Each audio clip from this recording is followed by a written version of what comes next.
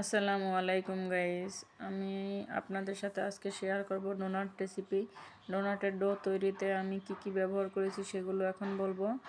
Do তৈরির জন্য আমি একটা বোলের ভিতরে 2 কাপ আটা, 1 টেবিল চামচ ইস্ট, 1 টেবিল চামচ চিনি, পরিমাণ মতো লবণ, একটি রুম টেম্পারেচার রাখা ডিম, একটু সয়াবিন তেল ও হালকা কুসুম গরম পানি ইউজ করেছি। সেটা দিয়ে ডোটা তৈরি করে নিলাম। তারপরে আমি কিছুক্ষণ আধা ঘন্টার জন্য ডোটাকে রেস্টে রেখেছিলাম। তারপরে দেখুন ইস্টের কারণে ডোটা কি সুন্দর ফুলে উঠেছিল।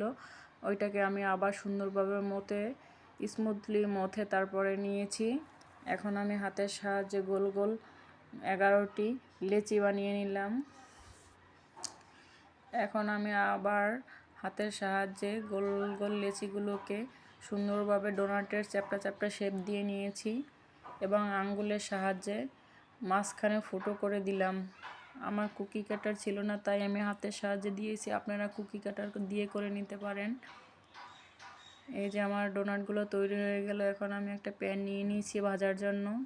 এই যে পরিমাণ মতো তেল দিয়ে হালকা গরম করা তেলের ভিতরে আমি ডোনাটগুলো দিয়ে দিলাম। দেখুন গাইস কীভাবে ডোনাটগুলো ফুলে উঠেছে।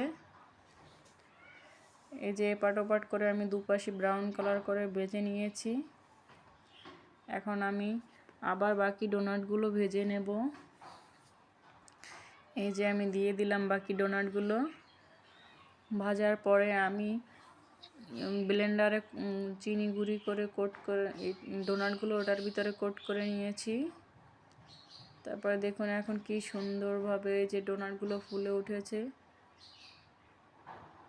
এবং অনেক সফট স্মুথ হয়েছে। এই যে দেখুন গাইস কি সুন্দর হয়েছে। ফুলকো ফুলকো ডোনাট রেডি।